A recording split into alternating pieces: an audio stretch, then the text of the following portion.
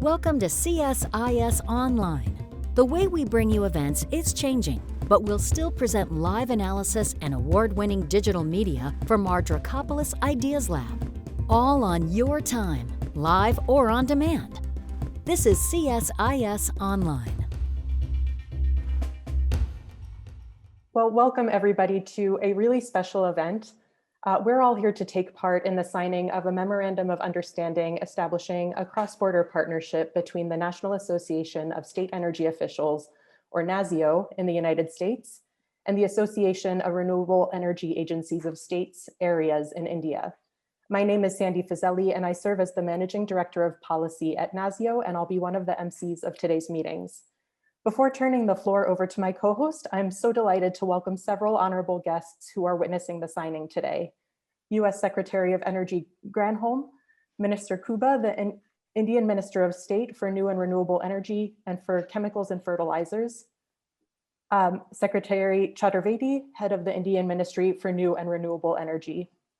Thank you all for your presence today and for being a part of the partnership that NASIO and Areas are forming. We're looking forward to hearing from a number of you. I'd also like to introduce my co-host, Nilima Jain, who serves as the Deputy Director and Senior Fellow for the Wadhwani Chair in U.S.-India Policy Studies at the Center for Strategic and International Studies, or CSIS, for a brief framing. Nilima, over to you. Thank you, Sandy. It's a huge honor for me to welcome you all and co-host this special virtual signing ceremony. This MOU aims to support the US-India efforts to speed clean energy deployment, and most importantly, encourage states, our local heroes, to lead in sustainable development. With that, I'll turn it back to Sandy to start the formalities today. Thanks, Nilima. I'm so honored to introduce our first speaker today, the Honorable Jennifer Granholm, US Secretary of Energy. President Biden has set ambitious commitments and an all hands on deck, all of government approach to tackling the climate crisis. Secretary Granholm has been a stalwart champion who is transforming this commitment into action and into impact, all while positioning clean energy as a tool to advance a more competitive, sustainable, and vibrant US economy. From hallmark initiatives like the Energy Storage Grand Challenge, the Hydrogen Energy Earthshot, and the Technology Commercialization Fund, to the day-to-day work of building partnerships and inspiring action, in just a few months into this new administration, the US Department of Energy under Secretary Granholm's leadership has been making significant waves across the energy field. Not to mention, having served as governor of Michigan, the secretary and her team have demonstrated a true spirit of partnership with NASIO's members, the state and territory energy offices. For these reasons, we're so appreciative that you made the time to join us today, Secretary. With no further ado, please feel welcome to share a few words with the group. Sandy, thank you so much for that gracious introduction. It is really a great pleasure to offer a warm greeting from here in Washington, D.C. to all of my friends in India and to be with you as we take this essential step together, really, in our collective mission to build sustainable and vibrant economies and to create millions of good-paying jobs for our people.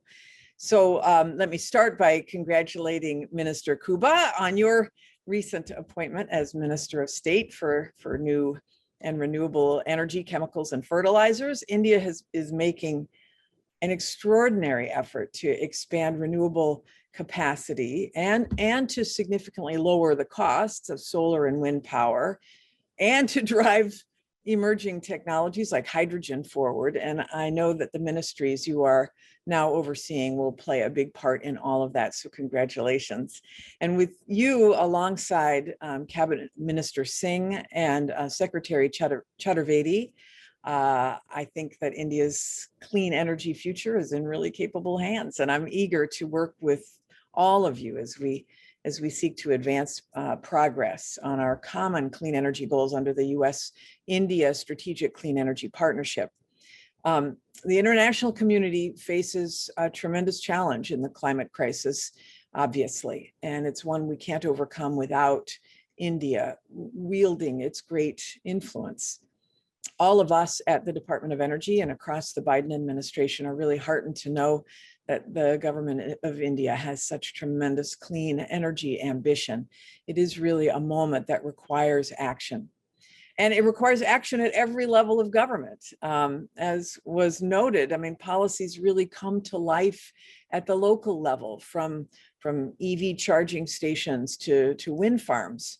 And in the US and in India, the cities and states are the ones that set an example for our national governments, and the cities and states, the localities, push the national governments further to meet the needs of their communities. So on that front, I know from my 2 terms as governor of Michigan just how invaluable a state's energy office is when it comes to tackling pollution while advancing good paying jobs and economic opportunities. So it is really a treat to know I could give a shout out that someone who's been instrumental in building on our accomplishments around clean energy and climate action in the Great Lakes state, Michigan, is here today. Robert Jackson, I think the head of Michigan's energy office, is here. And by the same token, I'm really thrilled to see Mr. Terry here on behalf of the National Association of State Energy Officials, because NASCIO's more than 30 years of experience in bringing the governor designated energy offices together to move the needle in energy policy. It is a model for what we're witnessing today. So I'm also thrilled to have you here as well, or to be witnessing this at your leadership. And also glad to welcome Mr. Jethani, whose leadership of the Association of Renewable Energy Agencies of States in India has helped to shape a shared voice and vision among member states. This MOU, this Memorandum of Understanding, has brought us all together, and it marks the beginning, I think, of an effort between American and Indian states to connect and to learn from one another and to work with each other to push innovative climate and clean energy solutions forward. I know we can borrow ideas from one another about what works, and ultimately, I think that this will help the US and India, and help India achieve its very bold aim to add 450 gigawatts of clean energy by 2030, a great goal. So this is exactly the kind of cooperation that the world needs at this moment. It's why we applauded President Biden and Prime Minister Modi when they launched the US-India Climate and Clean Energy Agenda 2030 partnership at that Leaders Climate Summit in April in Washington. It's why we're really proud to co-lead this effort in support of each country's very ambitious 2030 targets for action in clean energy and climate.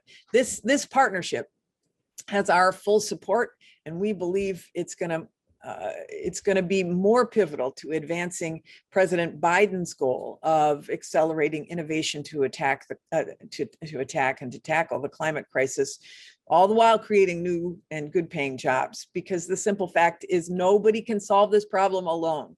It is going to take all of us aligning around greater action, urgency, bolder investment, faster progress. We've all got to be doing this. And that's exactly why this MOU, with its focus on the subnational and the international cooperation, that's what this is all about.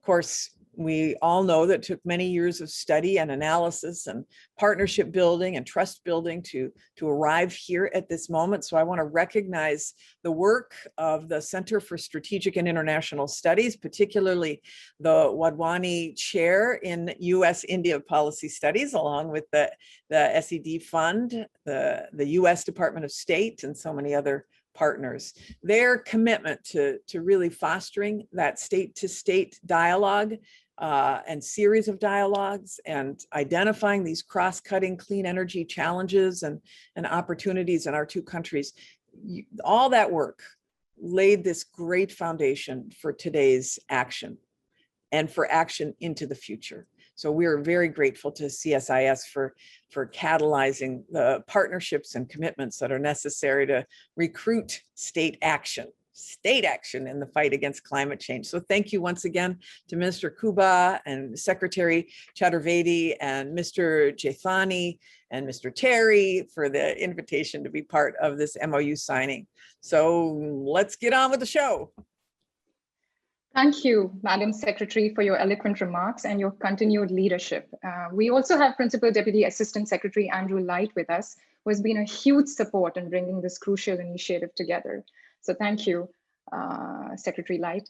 I now have the honor to hand over the floor to Minister Bhagwant Kuba, Honorable Minister of State for New and Renewable Energy and for Chemical and Fertilizers, Government of India. Well, MNRE has been at the forefront of setting bold targets, and they continue to set bold targets. Sir, congratulations on your recent appointment. We are so grateful to have you with us, and we look forward to your remarks. Sir, floor is yours. Department of Energy Secretary, Mr. Graham, I am very excited on this momentous occasion of signing of Memorandum of Understanding between areas India and NACIO United States. I would like to extend a warm welcome to the Secretary Graham and congratulate the US administration for setting an ambitious target for 52% reduction in US greenhouse gas pollution from 2005 levels by 2030. Announced during the leaders summit on climate. During the summit, Honorable Prime Minister of India, Sri Narendra Modi, announced the US-India Climate and Clean Energy Agenda 2030 partnership to create strong bilateral cooperation on occasions in the current decades to meet the global goals of the Paris Agreement. The renewed efforts by US administration to contain climate change and the India-US partnership in this regard will go a long way in the meeting Paris Climate Accords goals. The government of India has set up a target of 175 gigawatt of renewable energy capacity by the year 2022, while nearly 100 gigawatt capacity is already installed in the country. The balance is under different stages of implementation and is on track to achieve the targets. On progress towards achievement of Paris Climate Accords targets, Climate Change Performance Index of 2020 rates India among top 10 high performance for climate actions and rated very high for well below 2 degree centigrade capability. UNEP emissions gap report 2020 estimates India's per capita emissions to be 60% lower than global average, and it is on track to meet targets. The renewable energy sector in India has seen tremendous transformation over the past decade in terms of policy reforms, investment generation, on-ground deployment, and adoption of new technologies. This has been made possible through efforts of union government as well as the state government agencies, particularly state nodal agencies of the Ministry of New and Renewable Energy, which are getting the projects implemented on ground. The Association of Renewable Energy Agencies of States Areas offers a vibrant forum to the state nodal agencies to learn from one another to enable rapid development of renewable energy projects in India. With rapid pace of development of the sector in India and globally, it becomes pertinent for areas and its constituents to learn from similar entities beyond the Indian borders. The National Association of State Energy Officials of the United States, with over 35 years of its existence, is one of the better placed to help areas in planning and charting the new territories in the development of renewable energy in India. The Memorandum of Understanding signed today between areas and NACIO will lend the farmer a reliable source of learning and a repository of best practices and policies to learn from. This cooperation will also allow areas to leverage an expanded network of state energy institutions in the US to help in aligning the state policies and promote coordination among Indian implementation agencies to achieve the larger goals. I would like to thank CSIS that has helped in bringing areas and NACIO together. This effort is in line with US-India Energy Cooperation including revamping the US-India Strategic Energy Partnership. Moreover, this partnership will help in realizing the visions of the leader of two nations, His Excellency President Biden and Honorable Prime Minister of India, Narendra Modi ji, for their nations and for the greater good of humanity. I congratulate Areas and NASIO for the partnership and wish them luck for the joint efforts towards a clear and healthier planet. Thank you.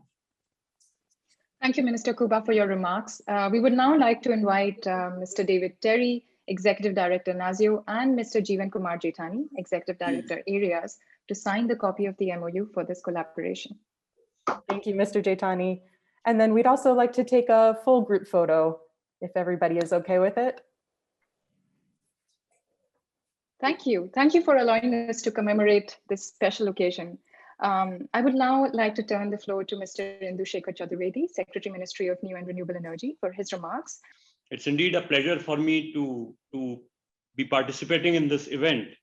And I congratulate and thank everyone who has been associated with the MOU which has been signed today. And particularly officers from CSIS, Ms. Nilima Jain and Kartikeya Singh, who have been instrumental in working for this MOU. Our two countries have a democratic federal structure, and that offers vast opportunities to both Areas and NASIO to learn from each other, and that this learning can take place outside the sometimes rigid protocols of government functioning is an added advantage.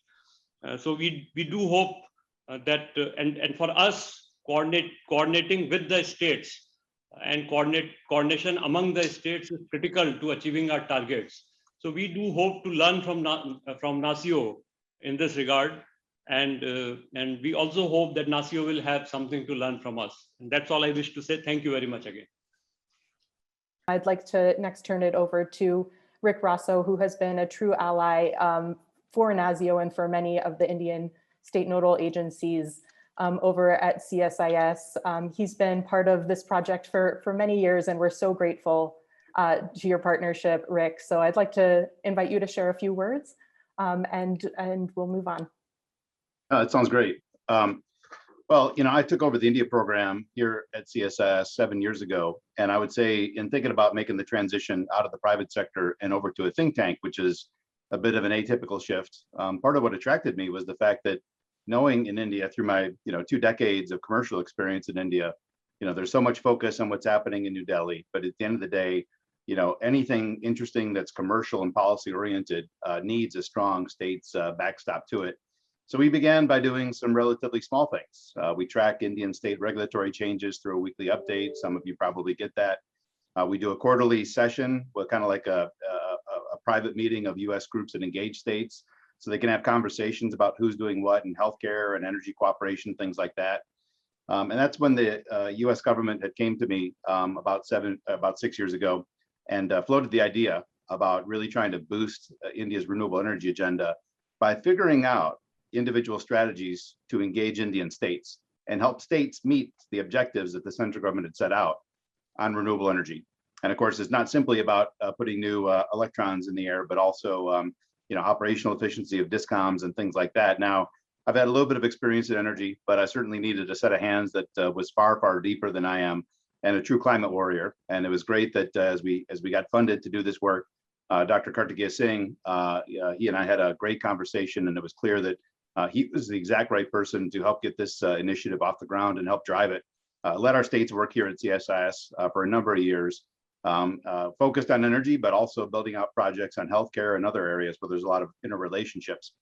But unfortunately, and fortunately in another way, moved to The Hague and joined the SED Fund. His colleague Vikas Mehta is on the line as well, and able to take some of the babies that he first had in mind when he was working for us at CSIS and really put an impetus behind it. So as I mentioned, Kartikeya, a real climate warrior, great experience with our program running the states initiative with the SED Fund, Before that, a terrific set of experiences at the Center for Global Development, the U.S. Department of Energy, and leading India work there, and the Shakti Sustainable Energy Foundation, among other things. So, Kartikeya, the floor is over to you, and thanks for your leadership in this project.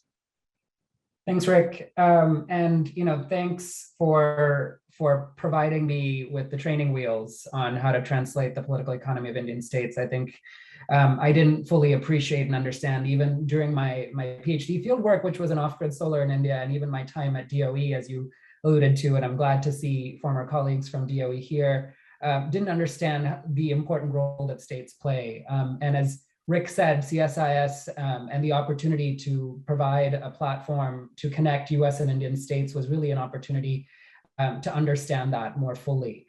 I had a script for, I think, what I wanted to say today, and I think I don't really need a script for what this moment means. I mean, it certainly means one thing for me personally. As Rick mentioned, there has, in the long arc of the work that I had the pleasure of doing at CSIS in trying to facilitate partnerships. It took 3 years of walking the corridors of various state capitals in India and meeting with power secretaries and DISCOM chairmen and the heads of the state nodal agency to really understand and appreciate what Indian states need in order to manage and master the incredible energy transition that they are dealing with, thanks to the tremendous gains in not only just how the states and the center have structured how to develop renewable energy projects, but just the speed at which the technology is changing.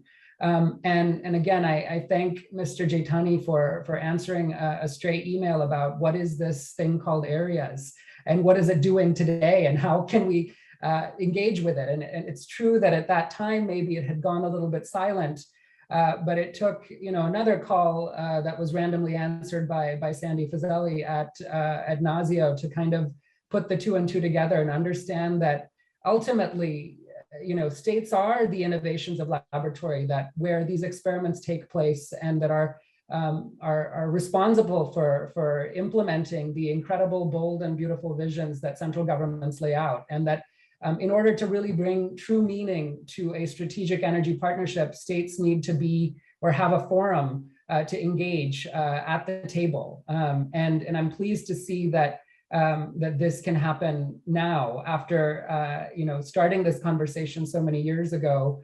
And several strategic state-to-state dialogues were done during my time at CSIS, and I have no doubt that CSIS will be a great hand in facilitating this conversation forward. But I think the arc for me, I think this is a tremendous moment for not just US-India ties, but subnational engagement and for the global energy transition efforts underway to bring these groups together. But I'm glad that I'm at the SED Fund, which is uniquely placed to give somebody like me who had a lot of ideas an ability to take the risky bets and back the best efforts of government and civil society to usher in this clean energy transition, and doing so not only by focusing on the clean, but ensuring that everybody is brought along. The corporations and communities who are today linked to the fossil fuel value chain too will be a part of the solution. And so we look forward to and are very pleased that this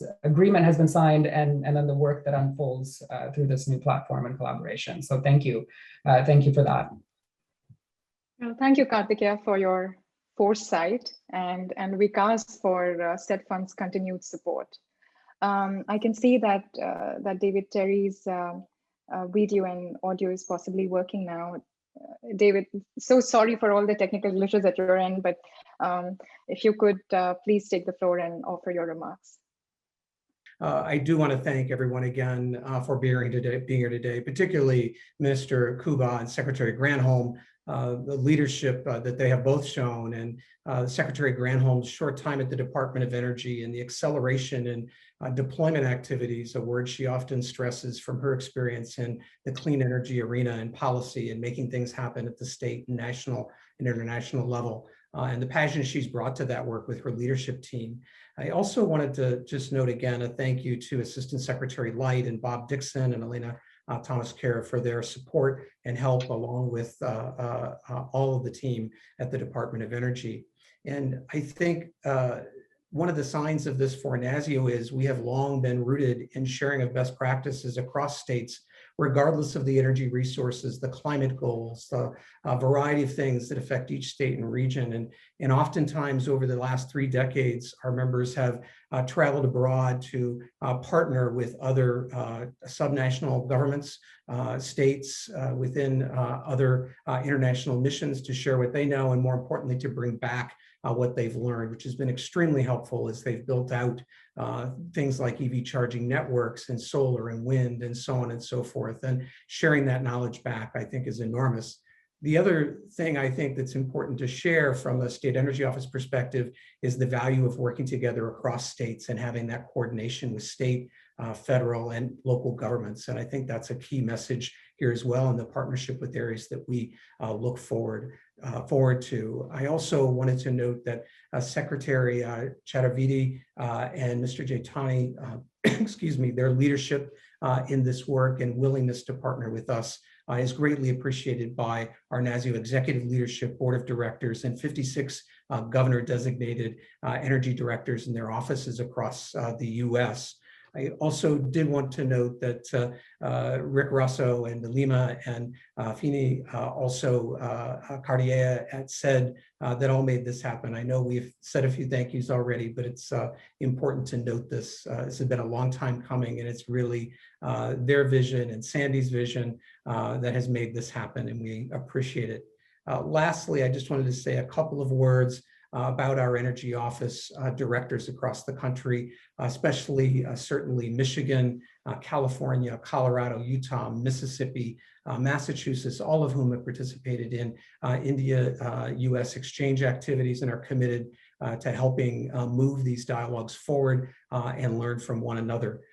This partnership, I think, between NASIO and ARES will really help shape the clean energy future, much as the states in the US have, working together and then collectively with local governments and the Department of Energy and our partners with the private sector. I think our partnership with ARES will have a similar impact there and among our members. So I thank you again and apologize for the delay in being able to join in video earlier.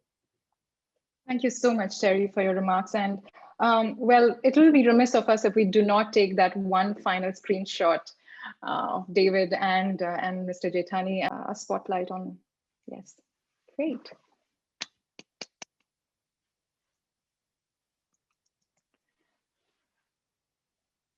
On behalf of CSIS, I want to thank DOE and MNRE for their initiatives and leadership. A big warm congratulations to NASIO and ARES. We at CSIS cannot wait to get started on this exciting partnership. And just to echo Neelima's sentiments, thank you all for joining us today and for bearing with the particular challenges of virtual events. Hopefully the next time we can come together all in person and really celebrate. But in the meantime, we're looking forward to this next chapter. And thank you again to all of the attendees for all of your participation and support today. With that, we'll close the meeting and hope everybody has a wonderful day or evening.